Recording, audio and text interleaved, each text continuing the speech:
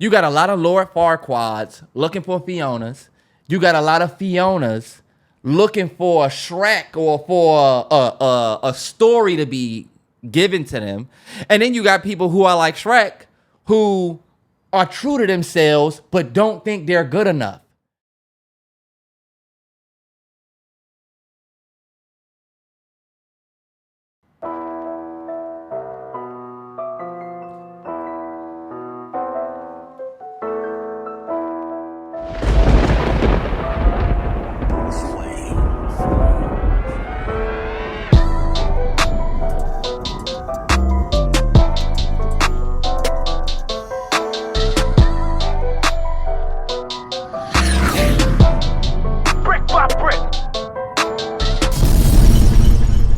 Yo, it's the MalloryBrosPodcast, episode 203. Yes, sir. Shout out to you. It's Wednesday. The beginning of the week. It's either Tuesday or middle Wednesday. Of the week. Tuesday or Wednesday. Middle of the week. Coming at y'all a little bit late. Sorry again last week for no podcast visually last week. That was a bummer. But we back in the building. I'm going to close this from the map. They good. If them motherfuckers start drilling. You got about to say you can hear the little buzzing. But happy Wednesday, y'all. We middle of the week with it. I think it's either Tuesday or Wednesday. I'm not too sure when it's gonna come out. We had to move some stuff around. So Sure, get my water right there. yeah, but hopefully everybody's having a good start today.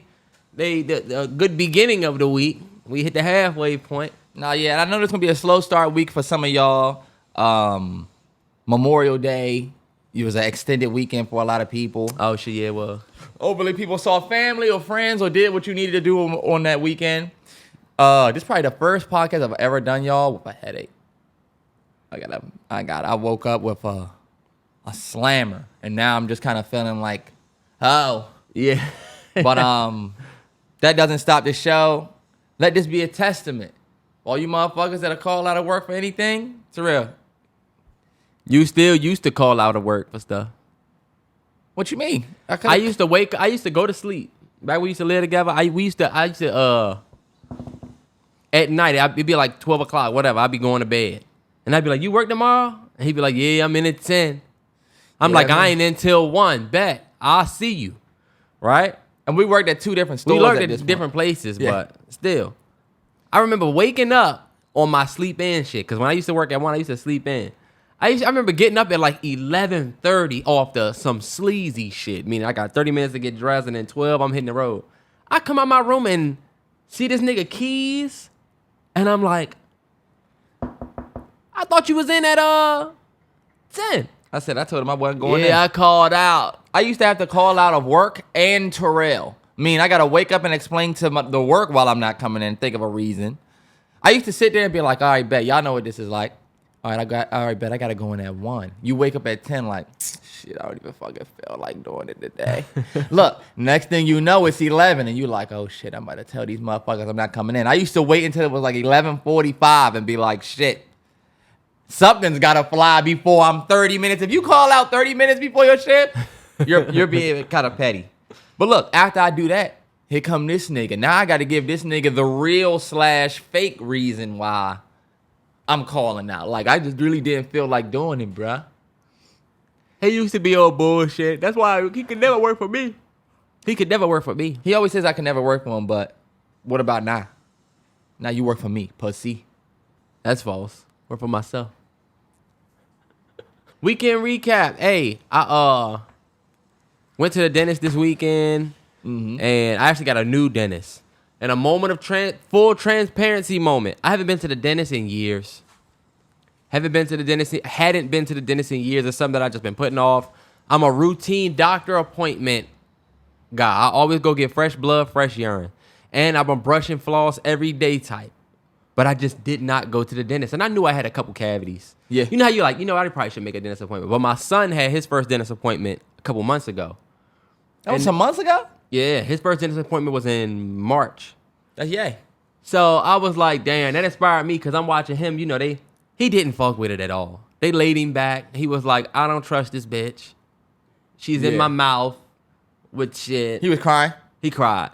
Give me away. But that inspired me to like actually do right. I'm like, all right. Didn't G have to hold him? Yeah, they basically have the mom hold him. He lays back on the mom. Yeah. No, he lays the legs part of him lays back, like his torso and stuff lays back, and the dentist just has him right by his head, so she can use her little mirrors and shit. But his appointment, and then some of the shit my dad went through later in life, that inspired me to be like, all right, I'm about to get my teeth together.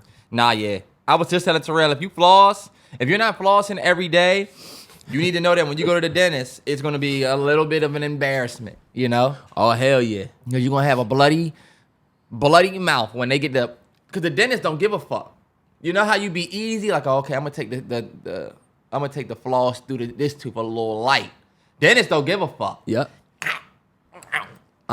They going in, and then now they got the little tool that it's like a fucking stabber, but they got a sharp point on the top that also shoot water. Oh yeah, like that's a water the, jet. First of all, that's the best thing ever. I wish I could buy that. Dog, I'll probably fuck my whole mouth up with that. But like that's what make your mouth numb when you leave out there cleaning. that shit was hurting. But we do not have that. That shit was hurting. Y'all, I'm not gonna lie. When they was going through the clean, there was some parts I was like, whoo, this shit kind of ringing a little bit. But when you get an adult cleaning, they really do that shit. Only reason why I say that, fellas, I know life moves fast. I know everybody got shit they doing. We dating. Everybody is, we hitting brunch. We here, we there. Make some time to go to the doctor and to the dentist. Because you're going to get old and your shit's going to be fucked up. I'm telling you. My dentist told me, he was like, if you didn't have good enamel or if your enamel was fucked up, you would be in a way worse position. Hell yeah. He gave me shit for real. So I'm glad I did that. Did my due diligence. I got to get some work done on this side next month. I'm glad he told you that because y'all know I had a bad dentist experience. My last dentist experience was trash. My last dentist experience, the nigga just basically was trying to get me in and out. I never been to the dentist and they were so focused on getting me in and you will be up out of here. Oh, we just got to do this and then you would be gone. I'm not trying to rush this. You take your time. Take your time, Do bruh. what you got to do. And he was older. I'd rather have a young. I remember I said I used to want an old white dude as a dentist. But nah, I think I want the youngsters now. I want the nigga that's my age. That's going to say, or the girl that's my age. Okay, so it's giving, that. Fuck it. They got the fresh education. Old motherfuckers will be like, you'll be all right. Just stay away from gum. Hold up. I took Crew to his swim class. It was me and like three other, all these ladies with their kids. And I realized, damn, I'm the only black dude that go to this school. You know that? That I see. You know what I'm saying? I think I seen one lady and a black kid the other day, like a couple months ago, but I never seen them again. I feel like it's just me. Trying to break the generational curses. I'm like, damn, this lady was like, oh, Sasha's already been through this. She's in minnows. But I was thinking about how I was like, damn, I'm the only black dude in this. I'm looking around like, damn. Nah, hell yeah. It's also not the area for blacks. Don't do that. What, swimming? No, I mean, this area. I wouldn't say that. There's a lot of niggas out here. It is, but it's also... I ain't making that excuse, fella. People need to put their kids in swim school. Nah, you're right. It's expensive, though, so I can't, that plays a role. I don't think that I had anything crazy going on in my weekend. A-Train was at home. Right. You had some alone time this weekend. I was just cooling it, honestly. When you live with somebody and then they leave, you start realizing, like, I was telling Terrell, I just started bumming it a little bit. Like, when you live with somebody, you won't leave a bag of Cheetos on the table overnight. Or a bag of pretzels or some shit you was eating last night. You're less likely to be on your bummy shit. But she was gone for about 5 days. So I'm like, all right. Around day 4 or 5, I'm like, shit, I need to start cleaning up before she got back. You ever do the shit where you be getting ready to tell somebody, hey, and then you realize they're not there? Man, yes. And to me and A-Train, it's easy for us to transfer back to the phone life. But I'm going to keep it a stack with y'all. That is the worst. For all of my people out there that might be in a long-distance situation or a long-distance relationship, y'all will probably be the only ones who truly understand the struggle of that. Like, being on the phone for the night. Being on the phone and trying to do your night. Paying attention to somebody when they in here versus the phone. I'm telling you, it is the worst. So my heart goes out to all of the people that are in long distance relationships. I always tell everybody this. It's not a permanent part of your relationship. It's just a temporary part. It's the hurdle that y'all have to get over instead of y'all getting over he work here, you work there. Or, every couple has their hurdles. If you're in a long distance relationship, I feel like, in my opinion, I feel like y'all relationship is stronger because of y'all making it work with the miles in between. Motherfuckers that live together, look, motherfuckers that stay together, that's a privilege. I'll keep it a stat. That is a true privilege to live in the same state, same area. It is, for sure. Yeah. It's something that a lot of people probably don't even think about because you just never really thought about their life. And you know me, the love of your life might not be in your home state. And that's why you walking around saying niggas ain't shit, but, Mm-hmm. Same for the fellas. You might have to go to Wyoming. And you say, damn, shorty over there by the... You might meet somebody somewhere, yeah. You could go on a work trip to Myrtle Beach. You don't even give a fuck, but you meet the love of your life down that trip. Or like even if you want to IG with it, don't be afraid. I used to be like that. I used to be like, I'm not gonna follow her. She live all the way out Dallas. Fuck it. Nah, yeah, that might be the one. Mm-hmm. Bro, that is a tough. I pride myself on being the nigga that everybody is or was at some point in their life, especially when it comes to IG. I have taken every L you can think of. I went smack at a chick and tried to say some shit, and she was like, "Are you trying to is this how you're shooting your shot?" I just, because Terrell was a head ass brother to the night Lorenz Tate Love Jones ass nigga in the DMs. I was not. He would hit your DM and say, Terrance, he would say some corny shit. Terrell, you told me before, and I was I feel like I had better game than you. I feel like I put you on some game before. Terrell, I've never used game that you given. But I used game you given. You gave me game? I never said I did. I'm just saying you a Love Jones ass nigga in the DMs. I've sent the Quavo Glacier girl. You so icy. I'm a glacier boy. I've sent the Quavo joint and then had Shorty send the suit back. Isn't that what Saweetie sent back to Quavo?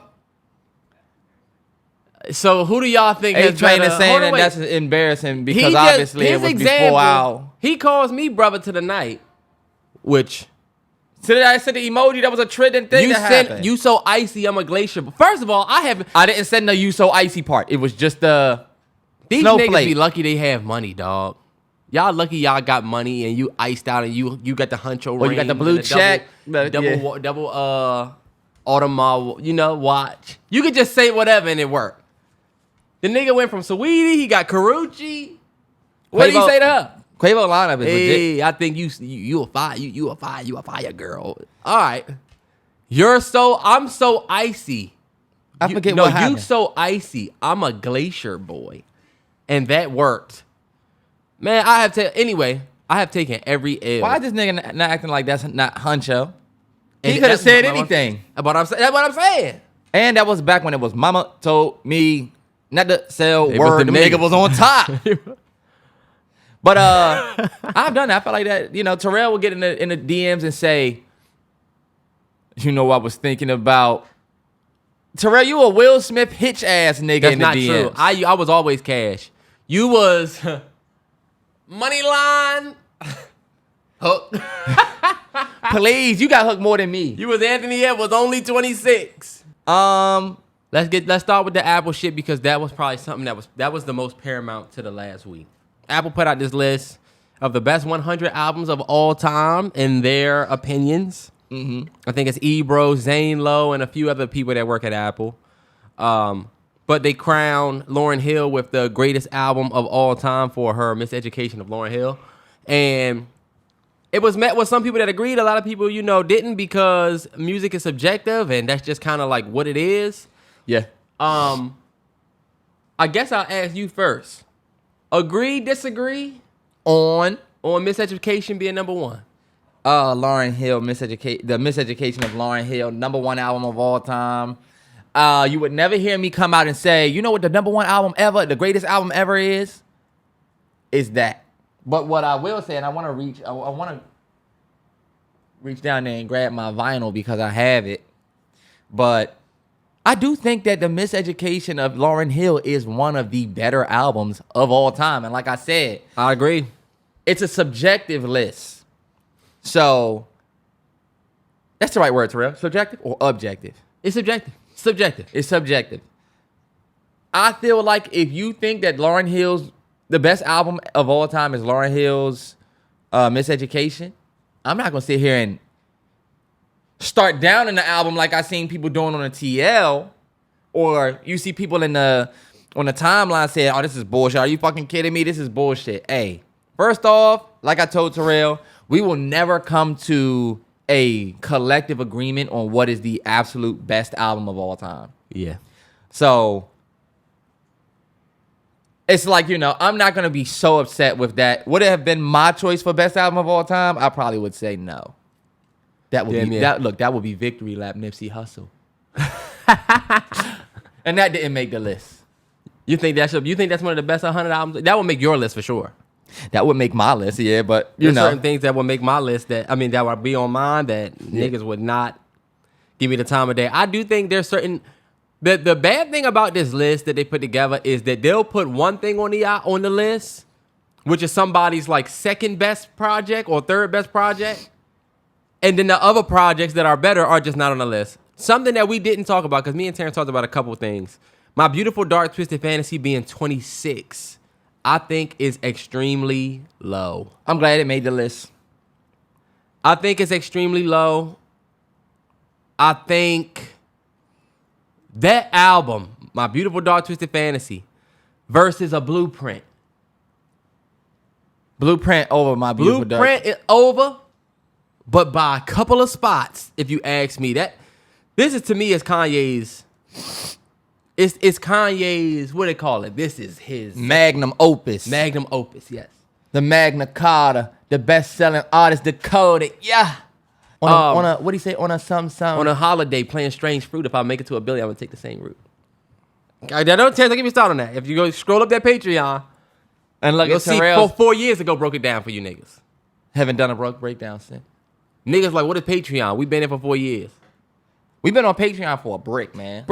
But I did think My Beautiful Dark Twisted Fantasy was low. I also thought Dark Side of the Moon, Pink Floyd. Terrell, come on. Like, my thing is this. It's a subjective 28. It's a subjective list.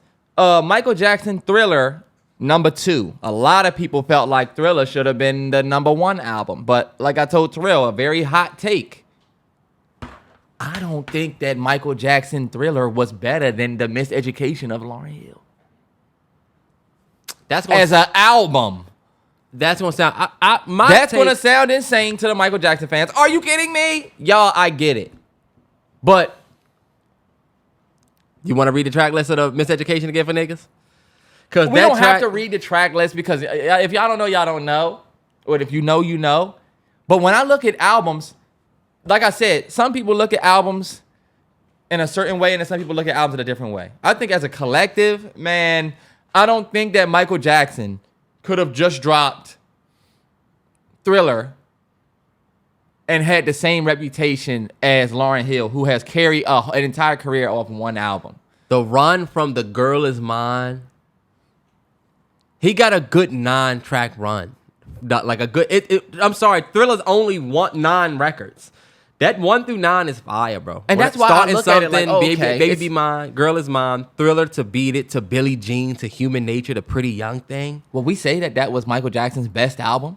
No. To me, I would say it's Terrance. Terrell, yes. No. Yes, it is. Michael Jackson's Bad album didn't make the list, which I think is ridiculous. I thought Michael Jackson's Bad album was Bad not making the list.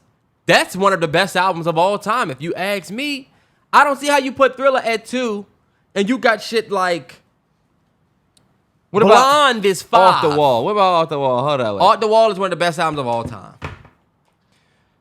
Y'all should have just put Michael Jackson up there. They should have put all Jackson. Of them. He has one of the best discography. He has a top 2 discography. Like not all of his albums, but 3 of his albums should be on the list.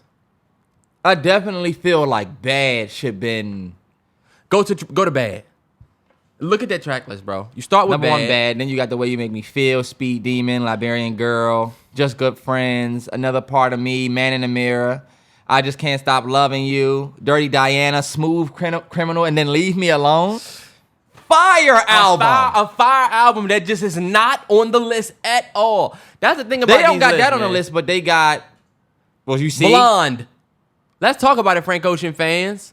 I listen to this shit. You can go watch my reaction on what's the name? Think of a thought of a thought that think, a thought that think. A fake deep ass nigga. Fuck that bullshit. Terrell, hold on, wait. Now, you can disagree with placement, but bullshit? All right, I'm sorry. I'm not a Frank guy. Y'all know this about me for the last few years. This nigga is. Some of the stuff that, like that thought of a thought thing, the nigga tried to stitch me on TikTok and say, oh, he was actually saying, bro, as he was saying.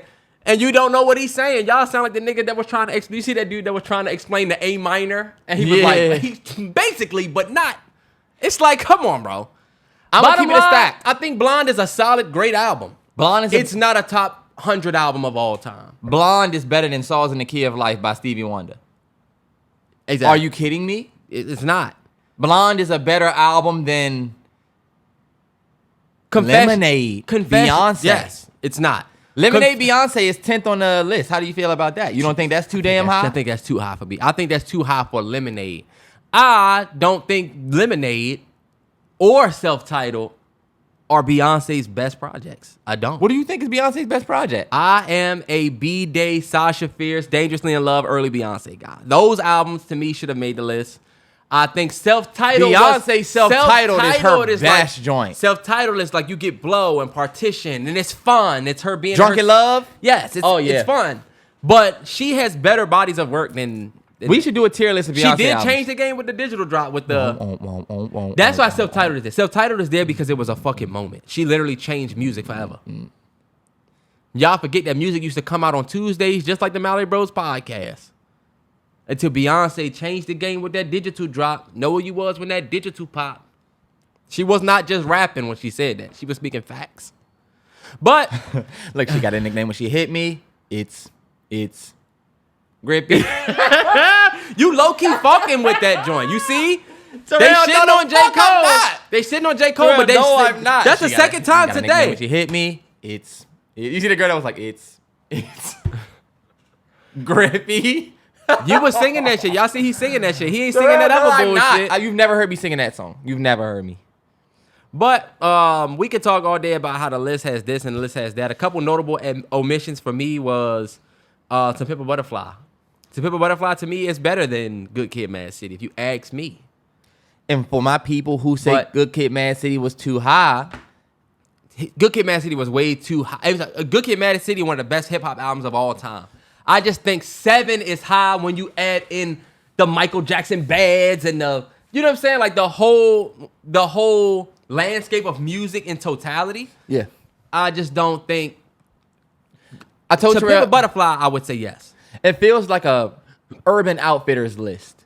That's the best thing that I could say. Like, it feels like, oh, Good Kid, Mad City, because that's popular, classic now. Even Lauryn Hill's album is like classic now. You know what I'm saying? Blonde. Frank Ocean, Blonde, number 5. This seems like it was made by a nigga who started listening to music in like 2012. You know what I'm saying? I know. And then went back. And it's made by niggas. And then when you got, and the thing about it to me, again, it's not always about the placement, but it's about the placement along with where everything else is placed. You got Get Rich or Die Trying at 82 and the Marshall Mathers LP at 80. So we mean to tell me that Good Kid, Mad City is 60 plus spots better than Get Rich or Die Trying?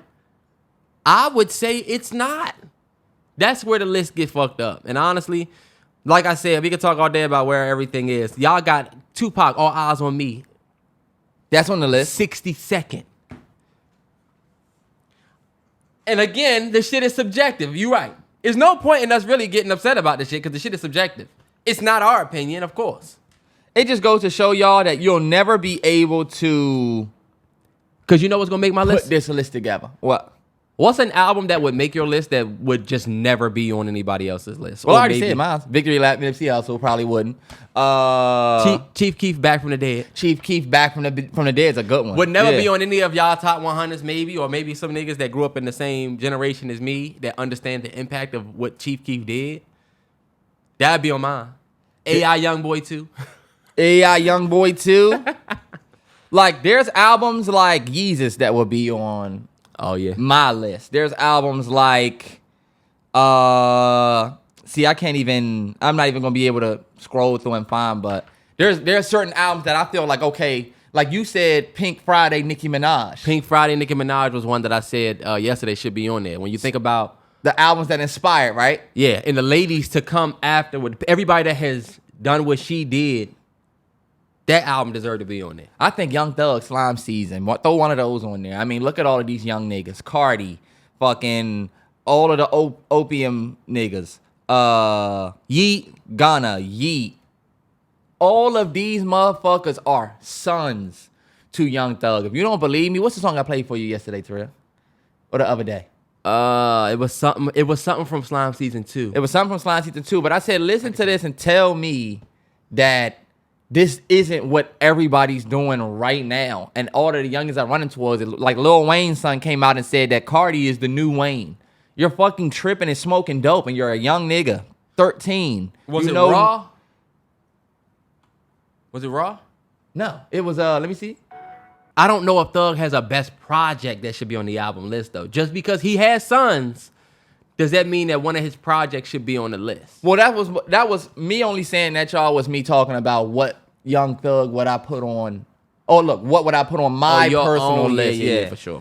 But like I said, y'all, a lot of it comes from the inspiration to what we have now. Some of y'all top, if you ask niggas who's your top 5 players of all time, there's people who wouldn't put Kobe because they think, well, Kobe came from Jordan. So they would go Magic, Jordan, LeBron. And that's why Kobe gets left off of the list sometimes. Yeah. But I think, inspiration is inspiration. But we can talk about top 100s, y'all, all day. All day. Don't get too much in a tizzy about it. Chris Brown exclusive. Yeah. For me. Yeah. For me. For I you. get it. Wow. It wasn't, but. Gucci Mane, the State versus Roger Davis. You just saying anything. Y'all ever heard Lemonade or is Bricks on this? Bricks is on Trap God. No, not Trap God. Bricks is on the joint with Webby. What's the name of that album? Oh, I'm such a whack ass nigga because Bricks. It's Gucci Mane. Fuck. Terrance. I have it in I here could have too. sworn Bricks was on I have it in here, Terrell. Wow. You know how your artwork starts showing compilation Bricks albums? is on the State vs. Roddy Davis. Oh, okay, bet. Why it didn't look like it was on my With joint? Juice Man and Yo Gotti? Like I said, the TL has been, a little spicy when it comes to the WNBA, especially with Caitlin Clark. In the WNBA season starting with Caitlin Clark and Angel Reese and all of the rookies and all of the opinions to come out. Mm-hmm. So I said I would give Terrance some space to kind of shed some light on what we may not know. I don't know all of the details of the shit. I see people say that people hating on Caitlin Clark. I see people saying that she getting a little too much, support from black men. Did you see that? People saying, the amount of black men coming out to support this girl is crazy. I don't know. Because I don't be in them circles. It seemed like a lot of hate that's out there, but you are our resident WNBA guy. So my response to that quick notion, there's a lot of black men supporting Caitlin Clark. There's majority black men supporting the WNBA. So there's that. If you want to say that black men are supporting Caitlin Clark, why? Because she's a white girl? Is that what they're saying? Oh, because what? We have like we feel like we can't, that's my thing. Some people feel like there have been more, and I'm just going to play devil's advocate. I'm not saying I agree at all, but I've seen the take that we come out to defend Caitlyn, but we wasn't as vocal about defending Angel Reese. And you see, y'all don't realize that ever since Angel Reese and Caitlin Clark had their college duel, it has now turned into black girl versus white girl. Like, Angel Reese did lose to Caitlin Clark this year. And after she lost, you know what I'm saying? She talked about the hardship of being a black woman more than she talked about how they lost that game. In that post-game interview, she didn't speak about the game. She spoke more about the hardship of being a black woman. And when people were dismissive of those comments because they were focused on the game, it looks like people were dismissive of her experience as a black woman. And I think, to me, I didn't like that. To me, I feel like Angel Reese became a villain not because she was a black woman, but because she was confident. And I've told Terrell this all the time. When you are confident and you are popping your shit, I said the same thing this week about Anthony Edwards. Anthony Edwards done came out and said, yo, I got Kyrie. Kyrie goes out and drops 30. Anthony Edwards came out before that, said, oh, I had Jamal Murray in a seatbelt. Jamal Murray had 35 points, 22 in the first half. They was like, well, when he guarded when Ant guarded him in the second half, he only had 11 points. Y'all, he was 45% with 11 points in the second half after having 22 in the first half. We're going to say 11 points in the second half is seatbelt from a point guard? Anyway, when you talk trash, you put a target on your own back, first primarily from your opposing fans. Your opposing team's fans. Mm-hmm. And I think when Angel Reese came out so confident in college, she definitely put a target on her back. But people who will say, well, Caitlin Clark was cocky. Caitlin Clark was confident. Y'all can't find me a video of Caitlin Clark being as cocky and confident after the game like Angel Reese was. And, you know, it's funny because we're going to talk about player aura after this. But just to stay on topic with the WNBA, all of the college feud between her and Caitlin Clark, she's a national title winner. All of that black girl versus white girl energy has now bled into the WNBA. Because look at the facts. The facts are the numbers and the viewership has gone up tremendously with the wave that they created in college entering the WNBA. And yes, all of these girls, I told Terrell, we got some of the most rookies that's coming to the W that generated so much excitement. I've never seen it before. From Cameron Brink to Angel Reese, Caitlin Clark, Cardosa, you got fucking Rakia. You got so many people that I feel like we saw in college, and now we get to see them in the W on the main stage against the best. The excitement is there and the numbers are up, but it is without question Caitlin Clark's incredible play in college. She's one of the best hoopers in NCAA history. Mm-hmm. I think that is a huge reason why people are watching the W right now.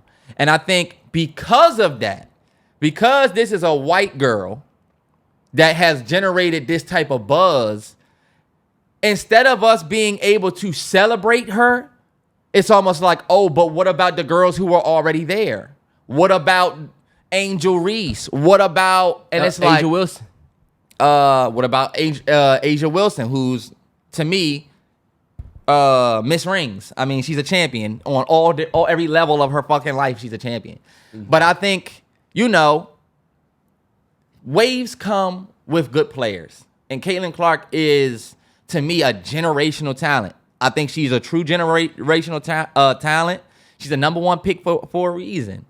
I think with all of the black girl versus white girl, black people feeling like, oh, we're not appreciated. Jamel Hill came out and said that Caitlin Clark is only popular because she's a straight white woman, right? She's straight and she's a white woman. That's easy to market. Okay, well then what about Serena Ionescu? Why did the league not blow up with her? Especially after Kobe passing. Kobe literally walked her into the W almost. Not like he's the reason, but like Kobe championed her. She was Gigi's favorite. Yeah. Why did that not? She just did the 3-point contest with Steph.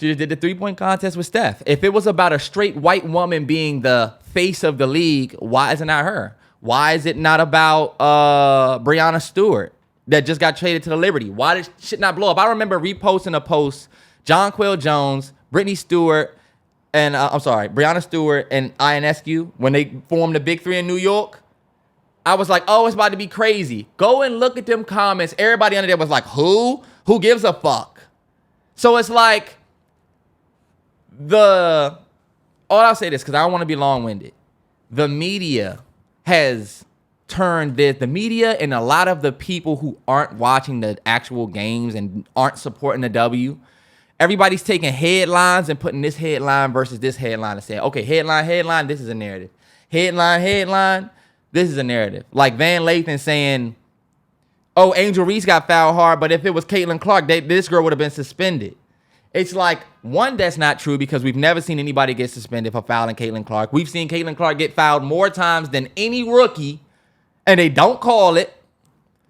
To act like she's getting a special whistle, all of this is coming from a bullshit racial narrative, and it really sucks because I think it's hurting it's hurting the growth of the W because we're not able to focus on the game. You can't even come out and say, damn, you know what? Caitlin Clark is that girl without people saying, wow, so that's the only person that you can see? What about the other girls on her team? What about, I think her name Kelsey Mitchell? What about Aaliyah Boston, who's been balling, was a rookie of the year? Hey, look, why can we not celebrate this girl because she's white? I told Terrell this, and this was my last point. I got two last points. Mm-hmm. I haven't seen Caitlin Clark receive any special privilege on that floor over any other rookie. I do think Caitlin Clark got a little push off. She got like a little push off that I feel like they could call that more. But other than, and she's been getting, I feel like she's been getting away with that even in college. You could talk about that. But as far as treatment from WNBA players, all of these rookies are getting beat up on court. Y'all just saw Alyssa Thomas throw Angel Reese to the ground. Caitlin Clark's getting her ass beat. Cameron Brink's getting beat up. She got beat up the other night against, who did she play against? Cash that money line. But you can see all of these rookies are definitely getting it from these women in the W because the women in the W are like, yo, y'all got a dope wave and making us bigger, but we gonna show them now that they watching. Oh, we not for play. It's not WNBA women hating on the rookies. I haven't seen anybody in the WNBA players hate on the rookies except Diana Taurasi. And if you have been watching the W, she's a fucking hater. She cut from that Kobe cloth. You know what I'm saying? She is a hater. So, long story less long, I tell Terrell this. I feel like if Caitlin Clark was a black girl, she would be 5 times bigger than she is now. Because I told Terrell, Imagine Angel Reese was doing that to another black girl. Imagine Angel Reese was doing the You Can't See Me, the feud, the back and forth was another black girl. We'd be able to focus on the sport of this. There would be no supremacy talk. There would be no, oh, it's because she white talk. It would be all game. And if she was the number 1 pick, broke the NCAA record as a black woman, I told Terrell, man, you'd have had the Migos at them Iowa games. You would have had all type of black people supporting. Lotto would have been in the college games. Just like they did for Dion in Colorado. And when some shit working in the culture, niggas flock to it. And just like they doing for Juju now, because Juju was a freshman last year at USC. So I think the conversation about the race is really foiling and really fucking up all of the growth for the W. And Terrell, I know I've been talking a lot. Mm-hmm. Last thing I'm going to say, my Mystics, we 0-6. We passed on Angel Reese. I'm just going to come out on record and say that was an L. I love Aaliyah Edwards. I think she has great promise as a player, but can you imagine Angel Reese coming to DC, her, like, the home team, and then we would have had so much buzz here. And she from Baltimore.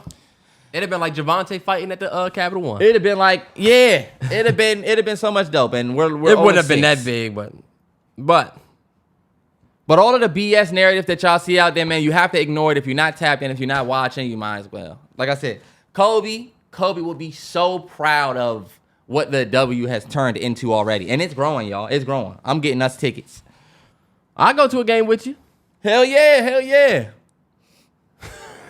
We just need to start winning some games, cuz. Come on.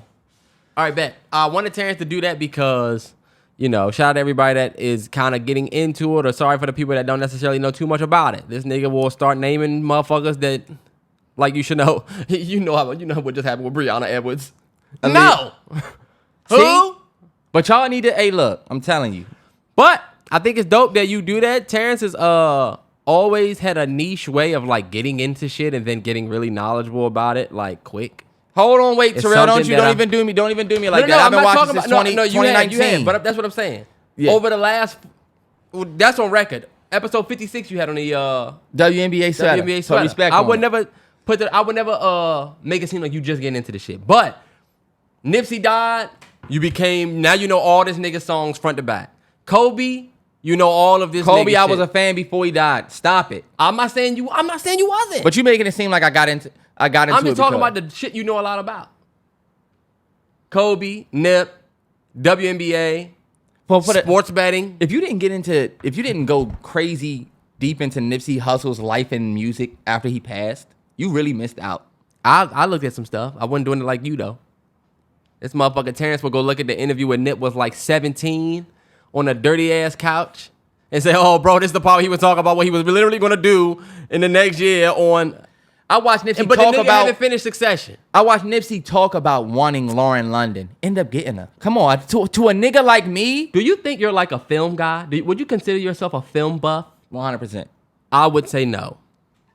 I You would got say me you a fucked casual up. TV watcher. Hard truth, Terrance. This some Terrell, hard truth just for you. because I haven't finished certain TV shows, Hella of that them. doesn't mean I'm not a film buff. I've seen 5 times the movies you've seen. I've seen 5 times the TV shows you've seen. That doesn't Fact. mean I'm not a film buff. So let's move forward. Fuck out of here, boy. Don't ever play with my name. I got a film degree. What happened at the end of Succession? Why did you go to film school? Because I wanted to. Why? Because I wanted to go.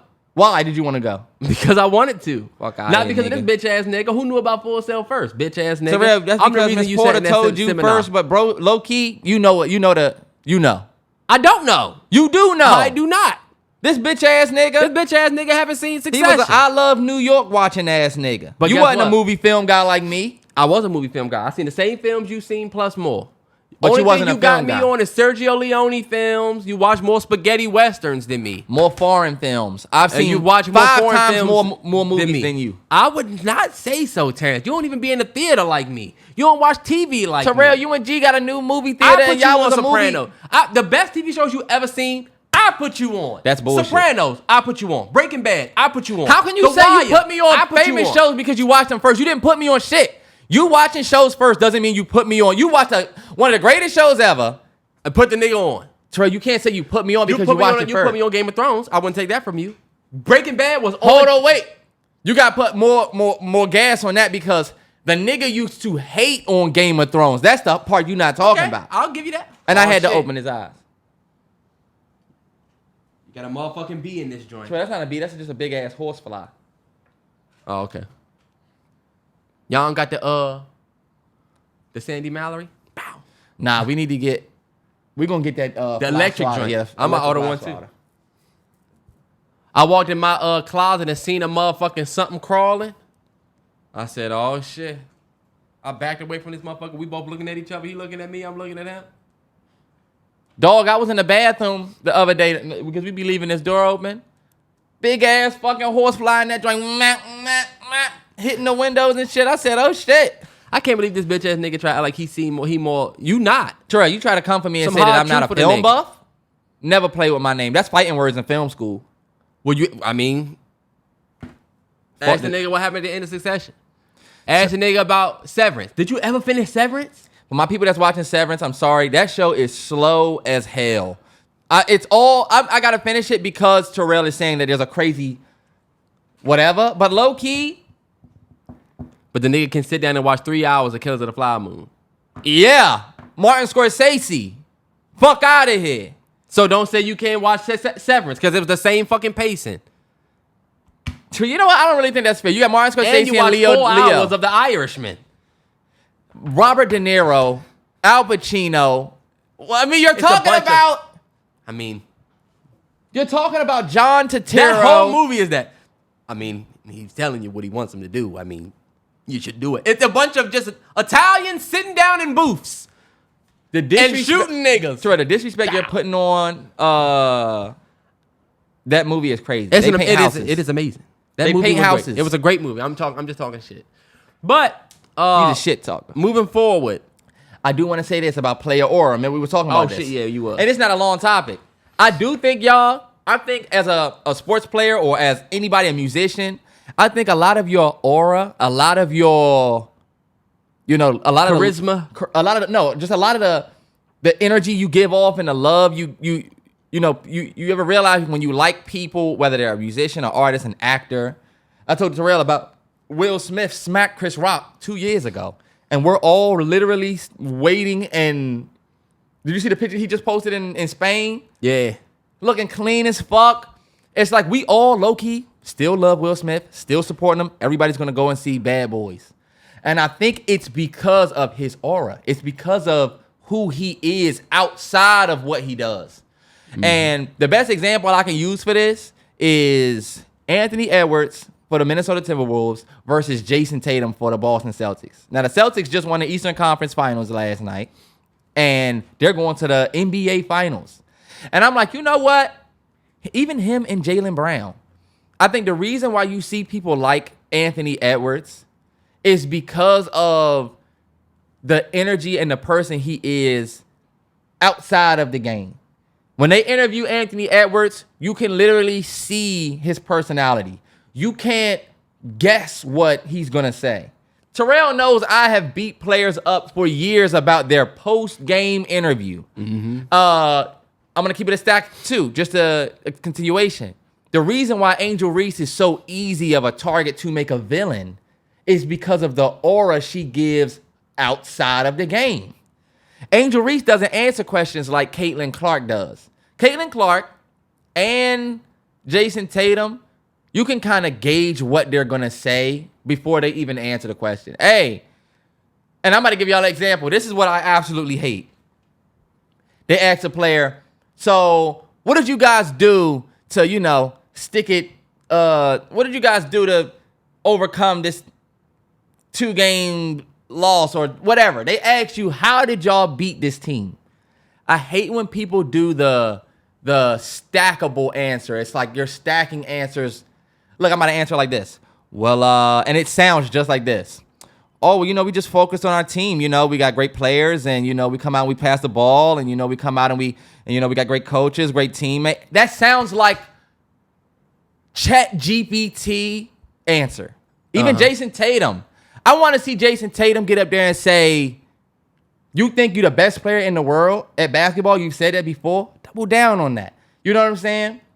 Say some polarizing shit we'll remember forever. Like, we had players like Shaq. We had players like fucking Kobe, Jordan, even Kobe it muddles the line between that. But I mean, like, the players that we love off the court, it's the aura they bring when they're not playing the game. Because when they go and play, we feel like we know the guy. I feel like I've been watching Jason Tatum since he came in the league, but do I really know, bro? Do I really know him? When you can see Ant laughing, you can see Ant playing, you see Ant doing certain things. You just see Jason Tatum looking straight, walking, even Jaylen Brown looking straight, walking. Oh, yeah, well, we got a good team. We got a good solid team. It's boring. That's why, like, the Micah Parsons, I'm not just a regular DN. Yeah. He got too much charisma. He got charisma. I see he's doing podcasts. Look at what CJ Stroud doing. CJ Stroud, and we talking too much fucking sports. But I don't think so. CJ Stroud is a rookie. Made his first year. He balling on the court. But look, he doing podcasts. He's sharing his opinion with other players. He's showing that he more than just a good QB. And it's going to make more people root for him. It make me want to root for him more on the field because, here's how I do. Even with Jalen Brunson and Josh Hart did with their podcast. Nah, yeah. I thought that was dope. It give us another side of just how y'all might even be thinking about the game. I'm telling you. And that's why I said even with like an Angel Reese, I feel like we didn't draft Angel Reese, I think, because we were afraid of the aura she brings. We were afraid of all of the energy. Bayou Barbie, coming to DC. I feel like all Washington teams are completely afraid of that.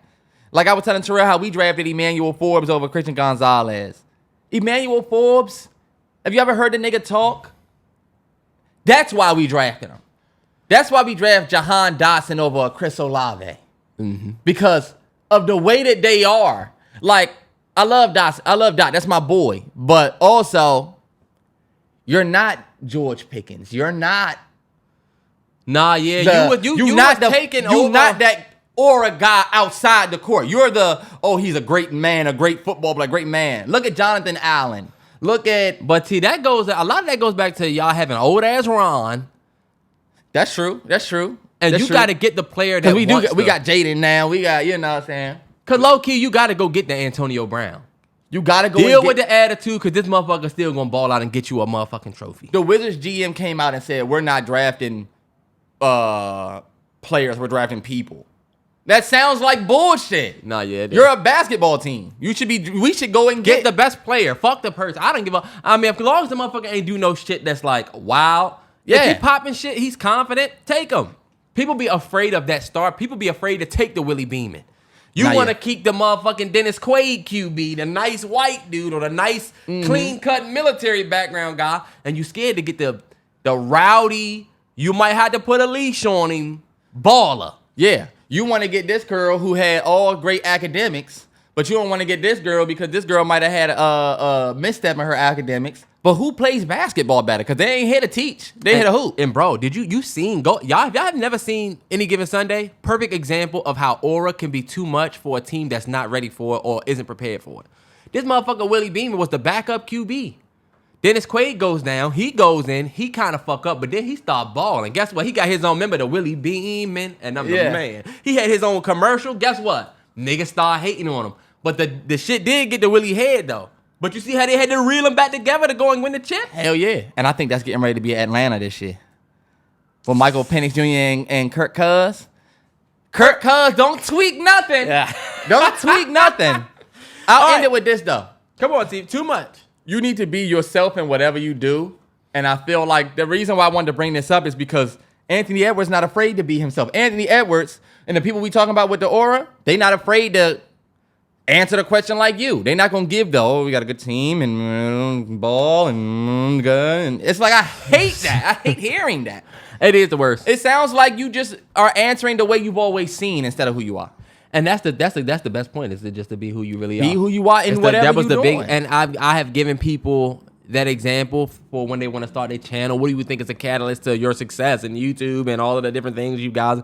We legit made a pact in the beginning. It wasn't like a real pact, but we was like, yo, we not going to do the cute face shit on camera. Y'all watch these niggas videos sometimes, or you watch a nigga video and you can tell he like nervous. Or you ever talk to a nigga in front of he got his talking to bitches voice on. Yes. And it's like, so what you think about that? Yeah, we can see you're not just comfortably you. That's why when niggas come to me and be like, bro, it's crazy. You like the same person you are on the pod. Nigga, I'm myself up this joint. Hell yeah. And plus I'm talking to this motherfucker. I ain't got no reason but this is the thing. I don't give a fuck if somebody, if my voice not this deep or he, you know what I'm saying? You got to be willing to make yourself look crazy because it make you look more confident. Hell yeah. What if you give a bad take, y'all? Y'all ever thought about that? What if you acting different, but you give a bad take? And now you thinking, oh shit, the idea I manufactured for myself ain't working. So now, a lot of niggas would not make it. They wouldn't. Bro, when we make bad takes, I don't really care because at least I know I was being 1000% genuine. If I got to walk it back, I'm walking it back me. I'm not up here trying to be something else and then made a bad take. I tweeted that yesterday. I was like, niggas be afraid to take the opinion that's not the popular opinion. Yeah. Right? Just because if everybody not thinking the same, you scared to pop out and say how you really feel because you don't want to deal with the backlash of Twitter niggas. But as a nigga that is always on the opposite side of niggas with shit, 100. If that's what you believe in, you gotta do it. Now, the Drake Mob Ties reference track leaked by Vori. Okay, and I can't lie, like that didn't affect, that wasn't like a gut punch to the whole shit. Nah, yeah. You know what I'm saying? Like the Jumbotron shit popping, came out, it was Yachty. And niggas were able to say, all right, well, he started working with Yachty because, That's why I kind of felt the way. Like, it was like, damn, the whole song he got from Yachty. I mean, I guess he on his pop star shit, but Mob Ties is a cut that I thought he wrote specifically about his relationship, with the whole, the Jay Prince shit. I have had conversations with niggas about Mob Ties and that song and how ominous it is and how this nigga talking about, I'm sick of these niggas, hire some help, get rid of these niggas. Like, to find out that you wrote had like your verses, but you got a lot of it from Vori. I get the take that people make. I'm just saying this, and I'll let you go. Yeah. I get what people saying about, or trying to rationalize and say, oh, well, it's still not one of his rapidy rap joints. It's still not like a diplomatic community. It's not a middle of the ocean. And I'm not saying that. I'm not gonna hop out and say, oh, well, see, Drake doesn't write anything. Like the nigga is clearly on paper for writing for people like Kanye, people like Beyonce. We just got heated. Like it. I know he writes. But it does stain the conversation when we start talking about the best pens in the game.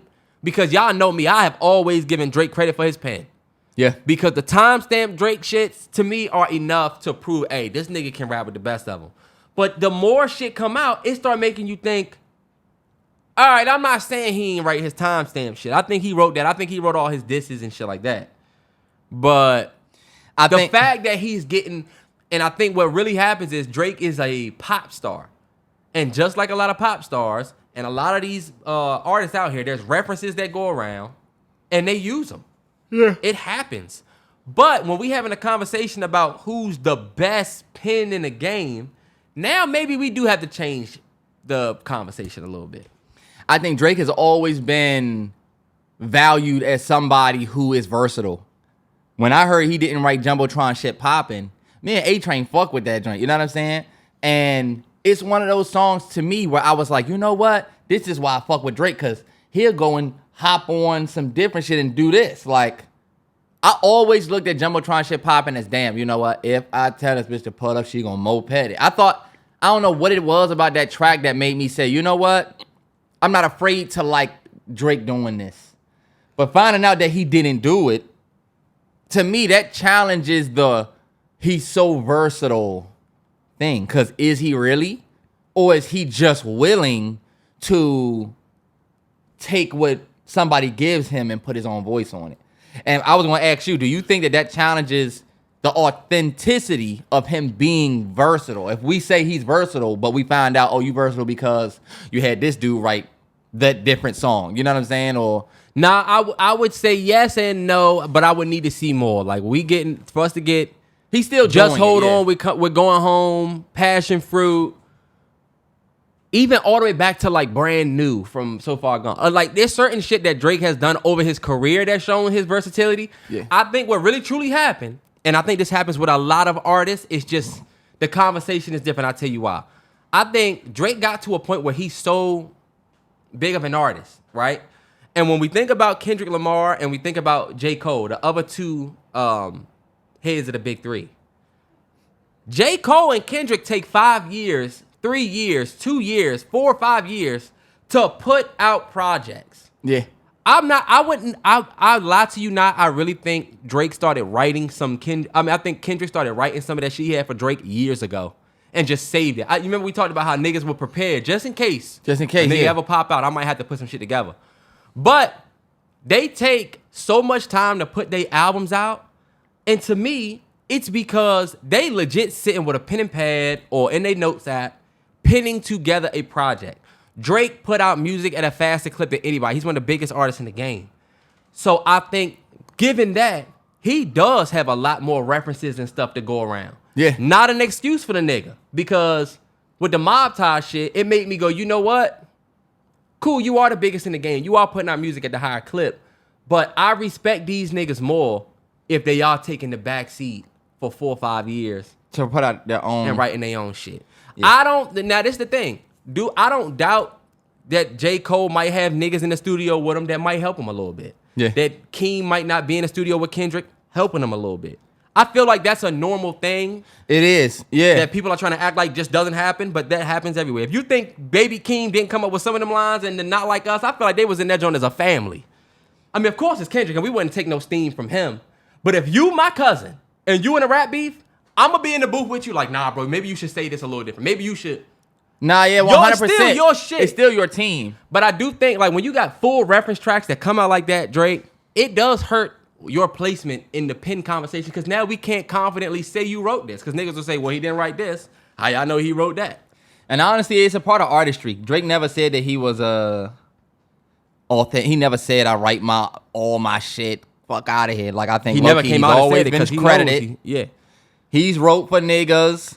So, hey, hip-hop and music is that. Like, y'all would never treat Beyonce that way, and Beyonce don't write a lot of her shit. That's different, and she's though. a GOAT, That's you know? different, though. No, but I'm only saying that because Drake is trying to be in that claw, I think, more than he's trying to be that's true. The authentic, I write all my raps. It's us as fans that got bit by this shit. Because as fans, think about it. We the ones that put the nigga's pen up there. Some niggas will say he's the best. Yeah. So, what's the point of writing all your raps and being known as a true MC if you're scared of the battle, Cole fans? Are we really going to say that Cole's pen is more respectable than Drake's pen? Because Drake is wanting to take a Jumbotron shit pop and put it on his album. Okay, bet. That doesn't mean he didn't write anything. And also... I mean, that's true. I can see how people may have... that idea for J. Cole just because he backed out of the battle. But I do respect the nigga for sitting back and pinning it. Like, if you don't hear reference tracks come out for J. Cole, like, if you don't even hear the tiptoe on rocking my slum, rocking my 100 round drum. Like, something as simple as that hook, that you don't even get the simple joints from these niggas. Nah, yeah. Who, what are you saying? Oh, for what song? Ratchet Happy Birthday. So apparently there's another one with Ratchet Happy Birthday that just came out. Cardi? Party Next Door. Which this nigga been stealing from Party for years. But I mean, again, it does. Hey, my Orioles, fuck out of here. What Joe say? You stole from Party album and put it on your Party album or some shit. That nigga went, bro. If you go back and listen. All right, Terrell. All right. Because you'll go too long on that. I'll go too long on that. But we just had to hear about all these fucking details that we didn't ask you for. But I'll let you rock. Terrell, that's the WNBA discourse, and these niggas don't know about this. This is more Drake shit.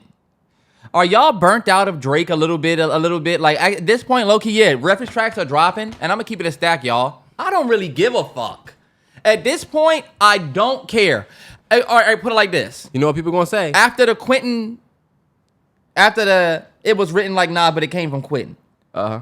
We all know Drake is getting tracks from other people. This is not a surprise to me anymore. I think the beef is still got people like, wow. All right, bet. Look, we have fucked with Drake for years, knowing the nigga might not be writing everything. Now that we getting receipts, I'm going to keep it a stack, y'all. I really do not care. I feel like that's why people going so hard, because people know it don't matter. And this is the thing about the situation for Drizzy. It don't matter what come out. Niggas are still going to listen to his music. Niggas are going to make excuses. The shit is still going to ring off. And people hate that. People hate the fact that even after Pusha T outed you for having a kid, the nigga Kendrick ripped your head off out of nowhere, 20 niggas in the industry diss you, niggas are still going to flock to his album, and people hate that. That's why the fans are working OT to try and make sure. It's almost like when y'all killing Jason, but y'all not walking up to him and just shooting the nigga up and making sure he did. You saying, oh, he did. Then you looking back and the nigga's not in the same spot. You know how that happened in the movie? You like, y'all should have just killed the nigga. But I'm not sitting here boasting Drake up for this. I'm not either. I'm just saying he oh, won't die, bro. He's not gonna be gone. See, but I'm not saying that. I'm saying like he's already taken the L for that, and I'm not really surprised to know, oh, you didn't write Ratchet Happy Birthday?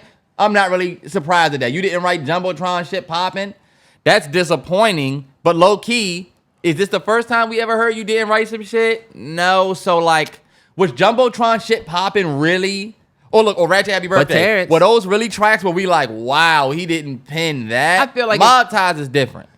I feel like if I said that though, I would get caught up. He's glazing. Because you see, a lot of people feel that way, and that's why I'm saying what I'm saying. A lot of people feel just like you, where they don't even give a fuck. They don't care. Back in the day, ghostwriters, it was almost like snitching so bad. You know what I'm saying? Yeah. It was like, what? Nowadays?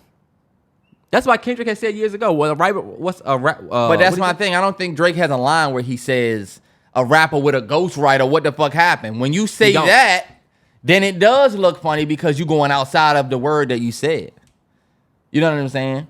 Nah, yeah. I would be more surprised if I found out, and more disappointed if I found out that like Kendrick didn't write Art of Peer Pressure, or Kendrick didn't write Mortal Man or something like that. It'd be like, what? That Like, would be worse though. that'd be worse. Because that would be equivalent to somebody. That would be, but you see, the difference is that will be equivalent to Drake not writing, 4 p.m. in New York or 5 p.m. in New York. Or Nah, like yeah, a 8 a.m. time in stamp Charlotte. record. Yeah. If you didn't write Art of Peer Pressure, that would be crazy. It would have to be That would something be more chill. disappointing, yeah. If Kendrick didn't write all of Humble, okay. Like, It's like, all right. how much a dollar costs, we have a different conversation. Yeah. So, I mean, I get it. Hey, Mob Ties is the closest thing to like, damn, that I think we've gotten though. That was a song where people are like, damn.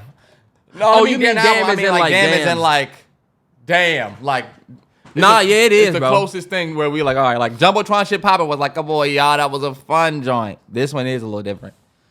Yeah. I mean, it is what it is, though, man. Like, put y'all thoughts in the comments. Tell me what y'all thinking about. Does it affect how you look at the nigga? It's just not a good look after not a good look after not a good look. It's definitely not. You know what? I'm not gonna play the audio. I just want to talk about it. Okay, what happened? But the girl was talking about TikTok, right?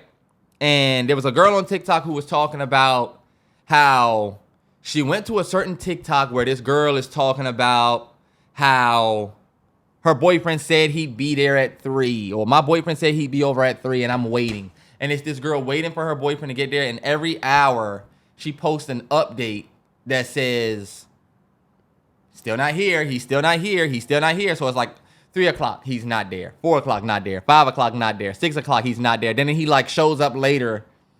And the girl, it doesn't really have anything to do with that, but the girl was talking about the comments. Because what she noticed was on her own TikTok, when she went to the comments of that video, she saw a bunch of comments that said, maybe you should leave him. You need to get somebody that respects you. He doesn't respect your time. He doesn't this.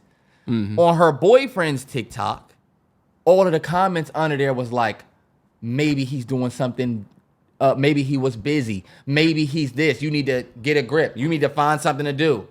And she was talking about how it's crazy how the comments under the post on her TikTok were more geared towards like a woman opinion.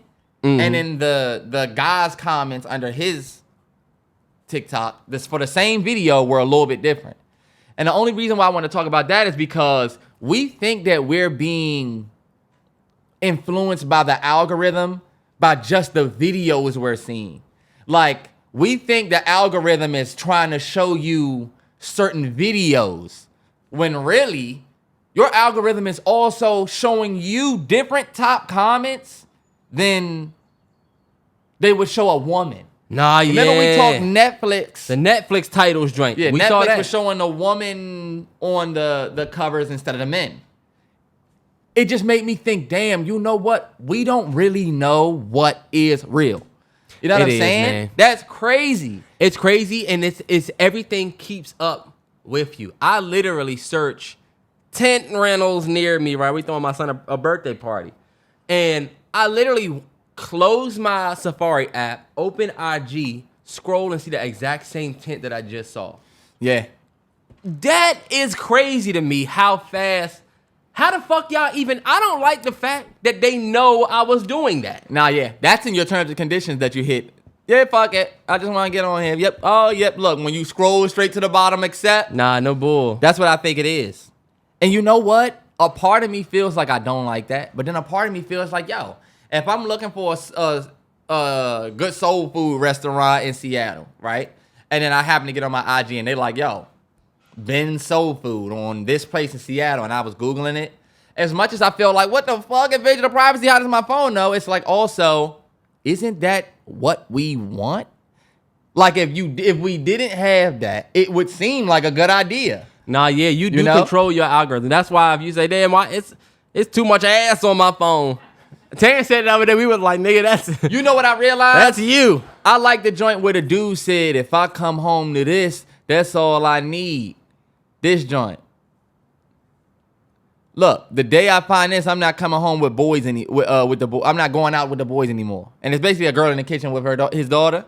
I think, because a lot of people are like, a woman with ass. Oh, you mean a woman with ass and a kid? You can find this. I'm like, you know what? Maybe it's that. But the only thing I'll give you grace for is Twitter, because Twitter you could search is it because somebody's name and just get some flagrant shit. Because Twitter, that's why when Elon came out talking shit about what Elon was. Remember, did you see Elon talking shit about, was it Reddit? Oh yeah, Elon said something about how Reddit is something. Too much porn or something. It's like, boy, if you don't check your own app. I've definitely bookmarked certain tweets that I feel like could definitely influence ass showing up on my TL, but it's not like me bookmarking a shorty with a fat ass, you know? I wouldn't do that, Terrell. I'm not saying you would, but you just sound like a nigga that does. No, I'm not. I'm saying we talking about the fucked up algorithm. But damn, what was I about to say? About the algorithm? Oh, you want to move on to the what's the name shit? No, I was gonna say it's certain words too that you can't even search, like mystics. If y'all go on your Twitter right now and just search mystics, you're gonna see a bunch of dicks. I swear, I don't know what it is. I have to search Washington Mystics or Mystic Storm or Mystic something. But if you search just Mystics, do it right now, Terrell. Terrance, nah, I ain't trying to see a bunch of dicks. You're gonna see a whole bunch of like niggas just giving it up. Women? It's that's insane. I try to search Ant Edwards, and you know what? I just searched Ant, A-N-T, because I was like, I wonder what niggas saying about Ant after this game type shit. You know, I'll do that. Like, I'll search Cat. I love doing that, y'all. Don't search Cat. Don't search K-A-T. I've searched K-A-T. By itself, nah. You gotta wait till the game is on. Flagrant, yeah, you gonna get flagrant shit for that. You get flagrant shit for Ant. It's just it's kind of fucked up. And I feel like that shit is affecting the world. A lot of niggas, both men and women, I feel like a lot of people, sexual expectations and the way they look at the world, like, you know how we over-sexualize everything? Yeah. Even the way we talk about, like, support. Like, dick riding has always been a term, but now we got, he's glazing, he's riding, he's doing tricks on it, he won't come up for air. It's like, Jesus Christ, you niggas are so fucking just engulfed in it. Y'all like Seth from Superbad. Like Kanye said in Vultures 1, he said they served us the porn since the day we was born. Anybody pissed off, gotta make them drink the urine. And I feel like that's his way of saying anybody that doesn't like that, the fact that the world is like that, you know what I'm saying? You know what I'm saying? They not pissing your mouth, but it's just like they shit on you. Anytime you come out and you come against the algorithm like that, the algorithm will work against you. That's why he says, now I'm Ye Kelly. Now I'm Bill Cosby. Because me not liking that, this how they make me drink the urine. He's a horrible person. He's terrible. If you remember, Kanye was against it. Kanye was on his Jesus is King shit. But I think he saw the world flip on him. And that's why he's saying, you know what I'm saying, who's really more hated and more canceled than me? Because I didn't come out and say anything but what low-key what we saying now. Damn, look at all the... And what's crazy is you cancel the nigga and then give him a #1 album. Like, that's why when he said, like this nigga says, they call me anti... I just fucked the... Man, come on, bro. He was going straight at you. He was coming straight... Y'all don't put respect on that project. Nah, what's the last joint called? I'm still King. Bro. Y'all made that record #1. Y'all don't know what y'all did to that nigga. Y'all gave him a #1 record with what? Didn't Fuck Something go #1? I don't know if Fuck Something went #1. Or Carnival. Carnival went #1. Something, yeah. One of them joints went #1. The album was #1. That album is fire. I will smoke her loss with that album. I'm standing on that. I don't give a fuck what Terrell say. Spam the chat, y'all. Her Laws versus Vultures. Her Laws versus Vultures. Dope. Real-time email from the team at Patreon talking about how it says, looks like yesterday's drop went amazingly well. Terrance and Terrell, cool to see all that fan engagement. How was it for you? Man, hey, shout out to the Realest 9 on Patreon last night. The jam sessions are back. The year 2008, it just went up on Patreon.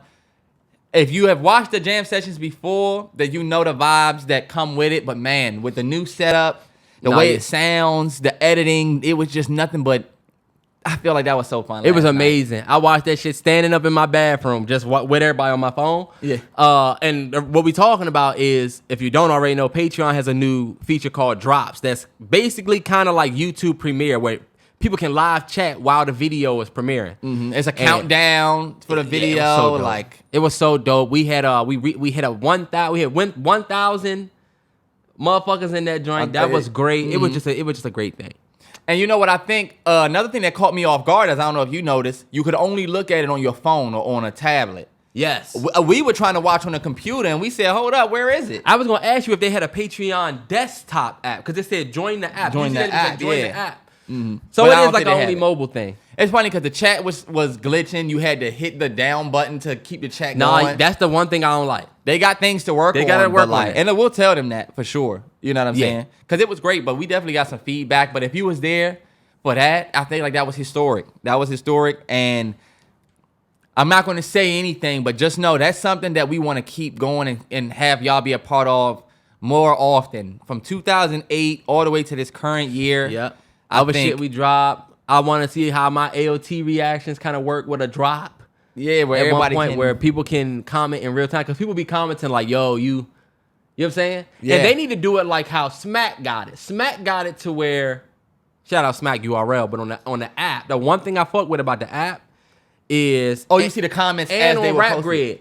Yeah, like you can, when you comment, it'll say 0256. So at 2 minutes 56 seconds, he commented, damn, that was crazy. Oh, So okay, if I yeah. go back, I could kind of figure out exactly what they're talking about. Nah, hell yeah. That hell would yeah. be dope. I don't know if they're gonna do that, but they definitely got way more drops coming. We are excited about that. The jam sessions coming back and bringing back Mallory Bros originals. Yes, man. So- yes, and that to me is an undefeated medium. The jam session. I think it is literally, somebody said, the best YouTube reaction series of all time is back, and I think I agree, bro. I agree, and that's not me being. That's me standing on my own shit, yeah. But I do think that is one of the best reaction musical series ever. I mean, it's the reason why. If you watch from 0 to, if you watch from 2000 up, Yeah, and then we saw how Versus went crazy over the pandemic, and it was all based on the fact that we already love this music already. We just want to hear it again. yeah. And I think, And we had been doing that for a couple years before Swiss and Timbo did it on a main stage. 100%. So we already knew, oh, y'all about to do this? It's it's gonna gonna work. work. Yeah. It was something that we had a plan for. We used to be like, yo, what if we did a Which Is Better on stage? What if we did this? Honestly, I'm glad they did it with Versus, because I think it showed the life of it. Like, I don't know if it's built for that, For longevity, for yeah. longevity on stages like that across the world. We never know. But shout out to the realest nine that's been locked in watching on Patreon. And for the people on YouTube who started with all of the years, don't trip. The plan is to go from Patreon to YouTube and keep that going, because we got a lot more years left. Got a lot And- more years to go. Yeah. But man, that you gotta come join the Patreon, man. That drop is crazy. It's So almost much like fun. something you gotta be there for to see. Yeah. If you were there to see it live, I feel like you get a much different experience. And then we in that joint live, We chatting live with them. tweeting, yeah, that shit was funny as shit. We gotta talk about this Vivica Fox shit before we gotta talk about this Vivica Fox shit. Vivica Fox, who is to me black film 90s film. royalty. Like, she is somebody that I respect. I would legit, if I saw Vivica Fox, I would tell her like, yo, you are a huge part of my childhood. I would give her flowers. Yeah. Two can play that game. Kill Bill Volume 1. Set it off. Set it off. Soul Food. Soul Food. Fucking I'm trying to think of another joint. Did you say She got Two a Can Play bunch. already? I said Two Can Play. Did you say Brothers. The Brothers? Was she in The Brothers? Look up Vivica. Vivica was in The Brothers. She played no, that was Gabrielle. That's why I'm saying she wasn't in The Brothers. But Vivica's a big part of she was in what's the joint with Jamie Foxx? Booty Call. Booty Call, yes. Yeah. Vivica A. Fox, she was on the Fresh Prince of Bel-Air. Yeah, like, she- she goes back a long way. Independence Day. Independence Day. Bottom line, Vivica A. Fox is I would say that's 90s black film royalty right there. Right. Yeah. Now that we get the flowers out the way, We're not going to say she a film legend, though. that's why I said royalty. Royalty, yeah. For sure. 'Cause She's I somebody that I personally feel feel like should be, She should if still she be. shows up, she should be respected as an elder statesman. Like, she's in, I think maybe she's like in her 50s, maybe, or Yeah. she's 60. She's 60 Yeah, years put it like old. this. There's Vivica A. Fox 90s movie royalty, and then there's the Angela Bassett 90s film royalty, where it's like, that's real. It's a little bit of, I just feel like that's a little. I mean, yeah, but and that's a little hatred. Yeah, it's not really hatred, hate, but you but know, like it's a little shade. Now, we're done with the flowers. Vivica is tripping. Vivica is 60 years old. 60. She just recently said she just did a movie with Jamie Foxx that looks terrible because you see that they got Jamie Foxx playing God. Oh yeah, I saw that joint. Yeah, it's a comedy. He got on a toga with the Jesus wig. It just looks. It looked like a Tyler Perry Bros joint. Anyway, she says, "I'm not getting on it." Oh, Bros was good. I'm gonna go see that. Actress Vivica Fox, age 60, says she's finally looking for a husband and is taking boyfriend applications. She says, "I'm not getting on an app. He must be fun, loves to travel, not intimidated by who I am, and lets me spend money shopping. Open to all races." I think. Go ahead. You say what you think. I just think we, over the years, even in my short 30, I can say over the last 15 years, I've seen discourse about Vivica Fox and men. You know what I'm saying? Yeah. And not saying that she's been with a bunch of men. Outside of the 50 drama, haven't really seen her with specific men. But we've always seen Vivica Fox on a talk show or somewhere talking about how men want this or women are doing this now. And if a man wants to be with me, he got an XYZ. You kind of been of that cloth, Vivica. For you to be 60 now and you still looking for a boyfriend, right? Yeah. I'm not going to put... It's some other of our celebrity women that are also getting up there in age that are also having conversations. I just saw a conversation between Taraji and Mary J. That was kind of similar, where they still basically trying to figure it out, which, of course, cool. But if y'all see all this shit that Vivica want, that's what I'm not going to say you don't deserve it, right? Yeah. I wouldn't say that, because this is what you want. Hey, that's what you want. Yeah. People are just criticizing her because this is her mindset at 60. People feel like by 60, you should at least have it. At 60? 60, first off, you shouldn't be saying boyfriend at 60. I just don't think that you that's just old, synonymous with your older. age. And also, just not no hate, but like, I'm not getting on an app. First off, if you're 60 and you're looking for somebody, you shouldn't really have restrictions like that. You should be trying to get on the best places to be. He must be fun, loves to travel, not intimidated by who I am. It's nothing wrong with that. I just think, damn, you still got a list of he must at 60? I don't think there's anything wrong with you having things that you require to take anybody serious, for sure. But there's some cause for concern in even what you're saying, like the not intimidated by who I am. Sounds like you're very of yourself. I'm somebody that even when I was dating had a small platform. Yeah. Just a small platform, right? A big enough platform to where maybe the guy at the Five Guys might say, "Oh, I watch your videos," type shit. Yeah. But saying shit like, "Oh, I don't want you to be, intimidated by who I am." Vivica, at 60, I really don't feel like you have that to worry about. You could go to Keisha Cole route and just get a bruh. Get a regular bruh. Like Keisha, and all I'm saying is, the worst love.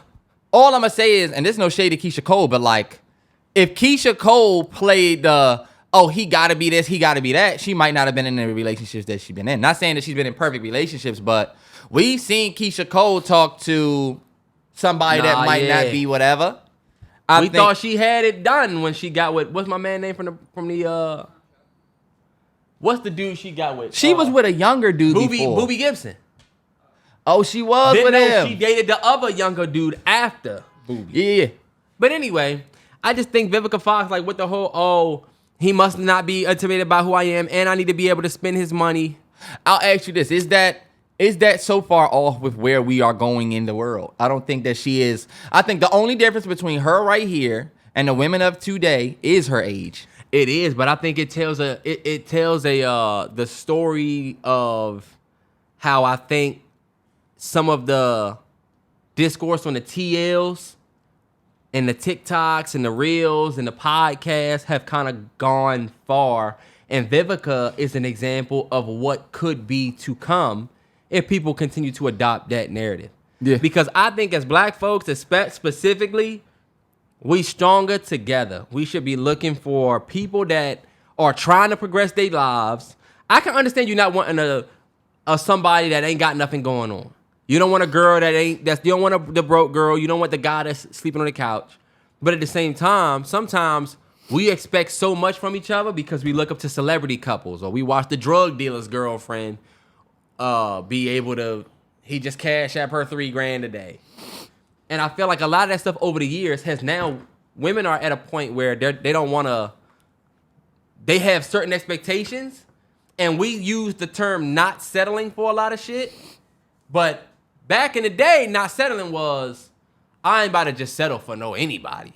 I want to find somebody that I really is my person. You see that? My person. Nah, yeah. Now it's, I don't want to settle for somebody that doesn't have these attributes. But it's like, okay, but what if that person fits exactly who you looking for as a person? They just not there yet.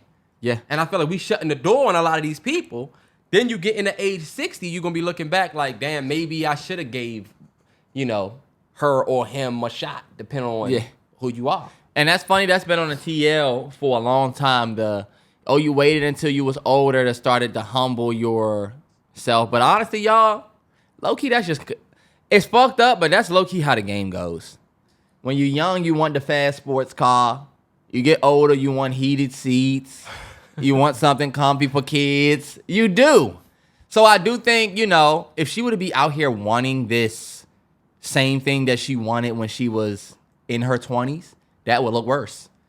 I think whenever you come out and you put out your list of requirements, I feel like that is what the negativity is stemmed from. When you come out and say, I'm 60 years old, but I still want a man that's going to be able to pay for, hey, look, of course. For sure. But I think when you come out and you say that, it make you look shallow. It make you look like you're not just a person that's ready to meet the next person and look like you. Yeah. I'm about to ask you this question, and I bet the answer you have is the exact same question the exact same answer that I have. Has A-Train ever told you requirements for the man that she's dating?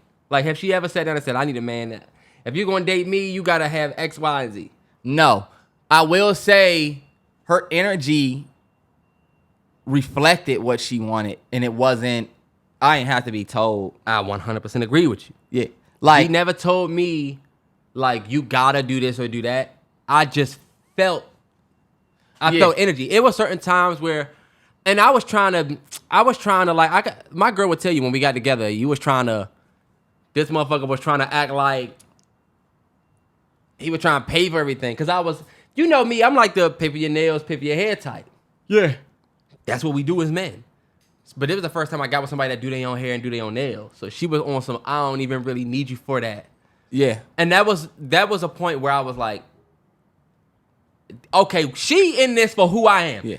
I gotta be who I am, and if that don't work, that's it. You can't pay your way through this one. You can't money your way through this one. We either gonna vibe or we not.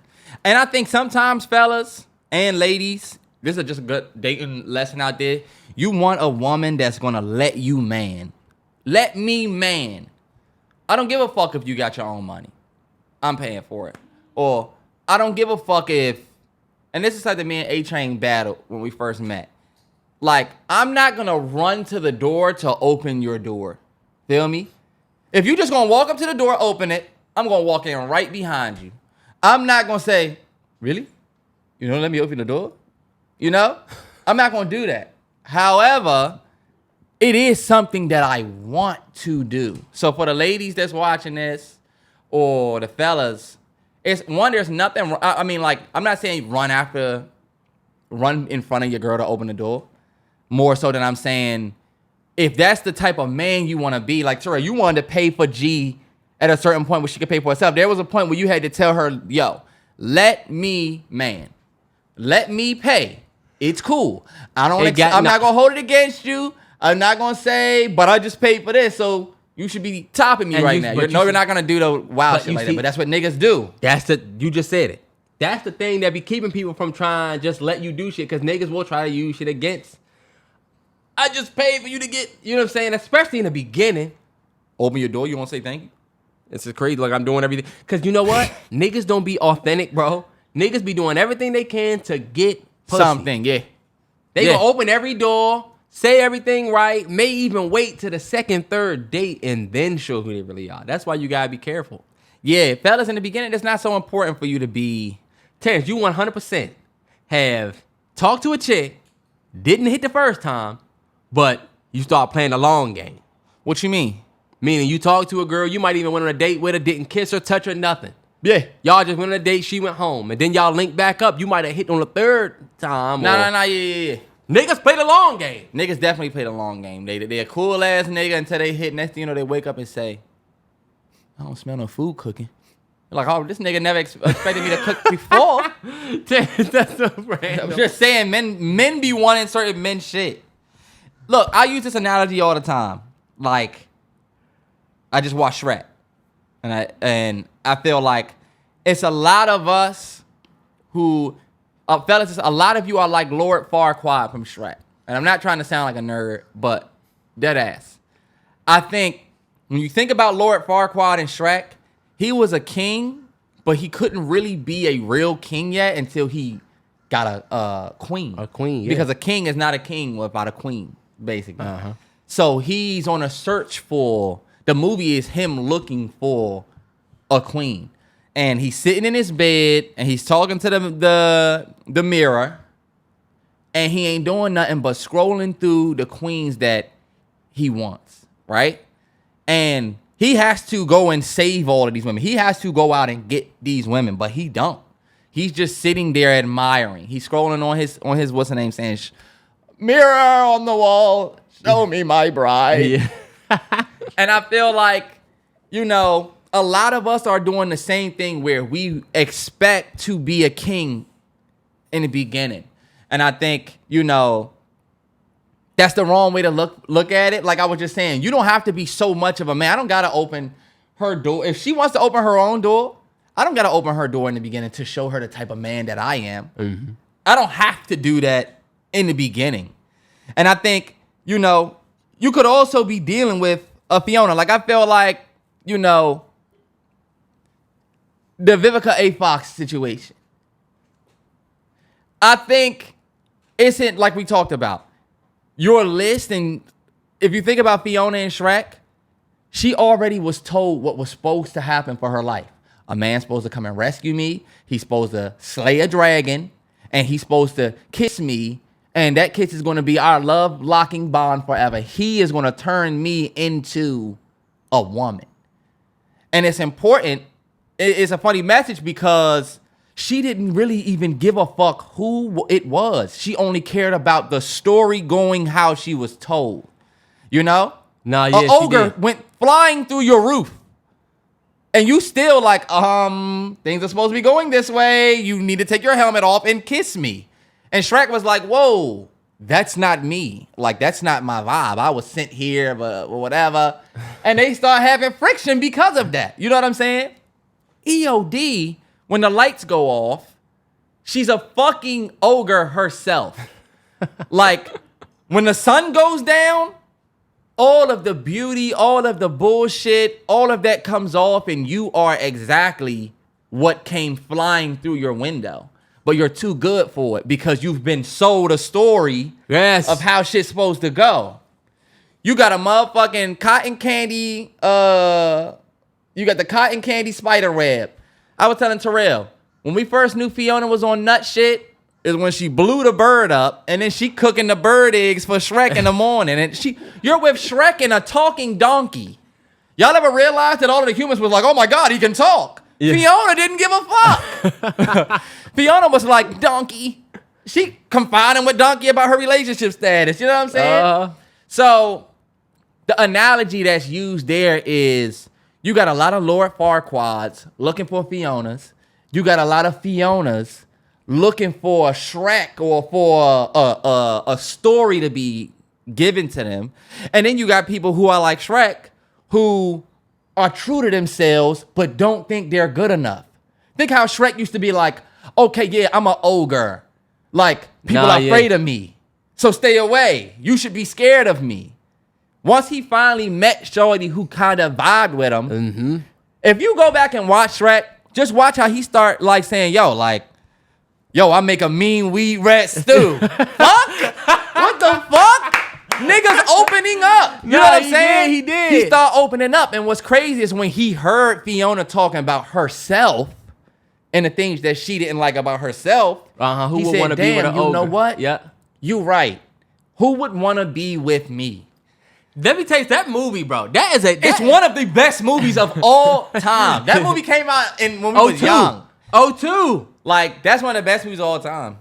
And I think the last thing that I'll say is Donkey and the Dragon. You got a lot of people that's donkey that's not out here to say, you know what?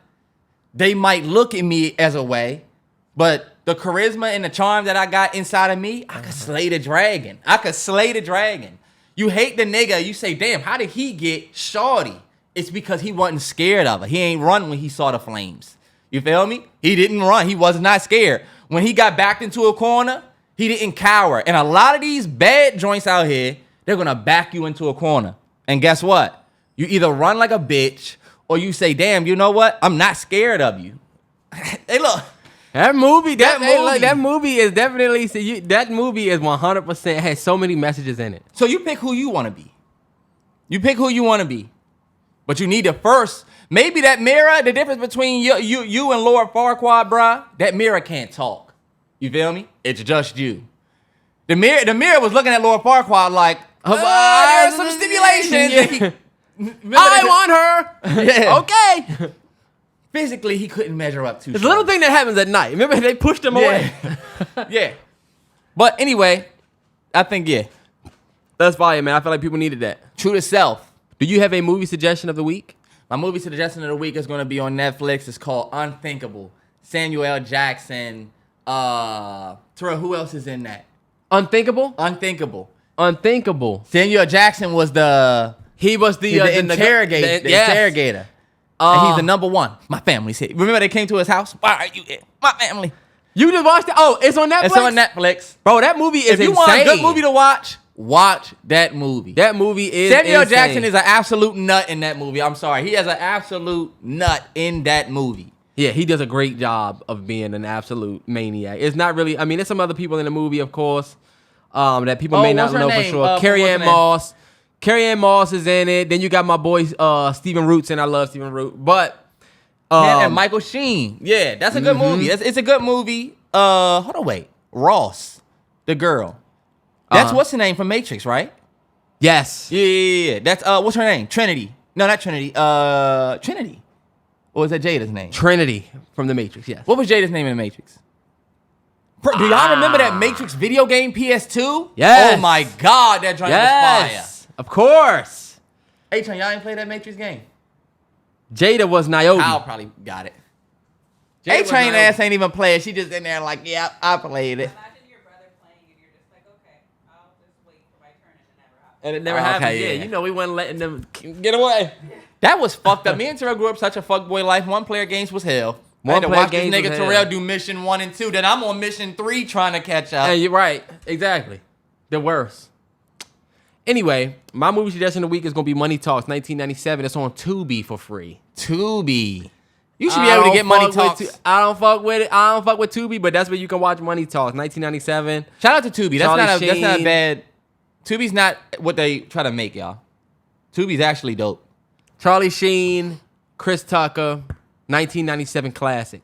Yeah. It's Vic Damone's son. Funny as shit because that's ridiculous. Yeah. It's a good movie. It's just a great movie, bro. It's a movie that came out in the 90s. It was some discourse on the TL about like what was the best of these four, and Money Talks was one of them. I think they had All About the Benjamins, Rush Hour, and I forget that Friday. One. It was like one of these rank these movies or something. I forget. But Money Talks, man, is a movie that I will watch no matter when it's on. I don't care if it's halfway through.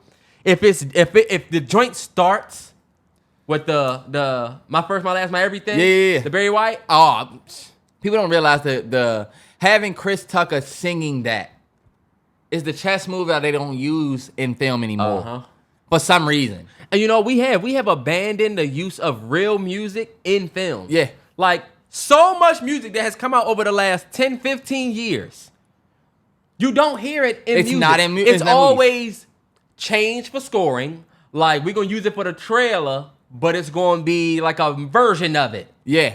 Like, they'll use the, when Wolf of Wall Street came out, and they used the black skinhead. Nah, yeah. I thought that was so dope. That was so strategic. And you only have people like a Martin Scorsese, a Quentin Tarantino that use music in film, but they're older. So they're using music, but it's from music back in the day. We need some young minds to take...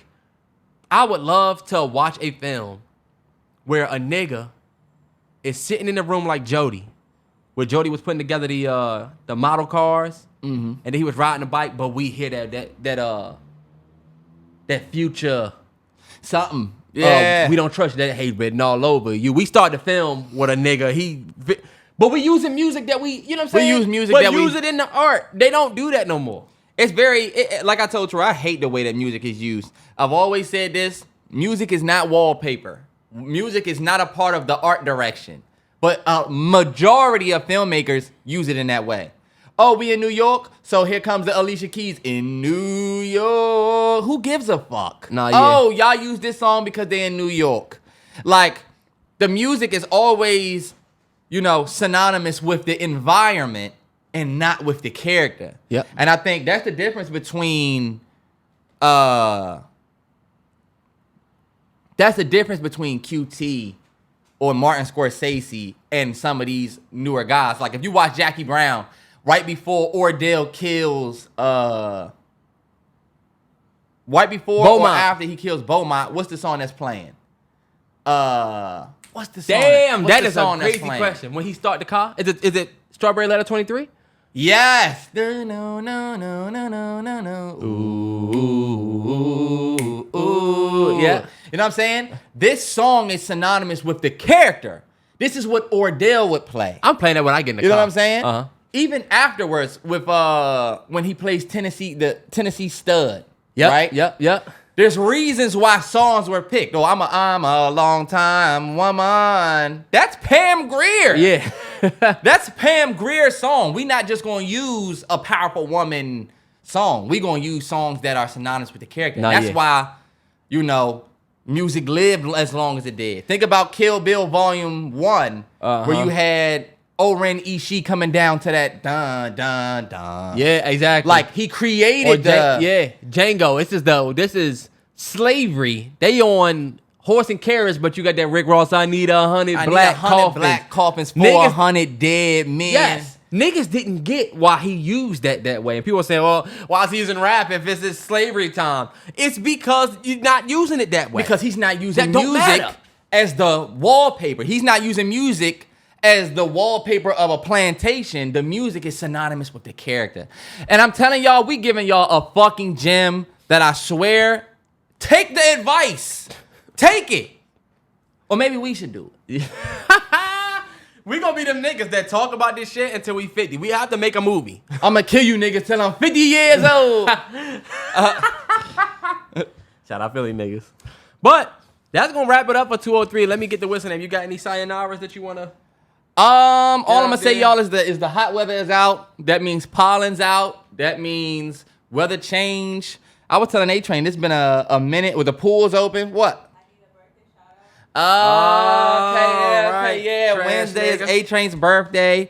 Shout out A-Train. Everybody hit her up. Tell her happy B-Day. Definitely hit her up because she'll eat that up, y'all. Tell her happy birthday.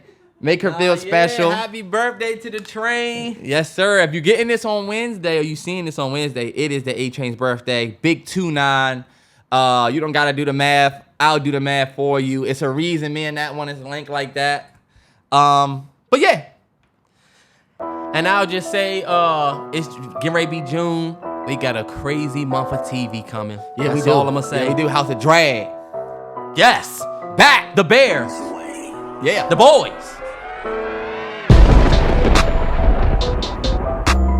And don't forget Mary Kingstown.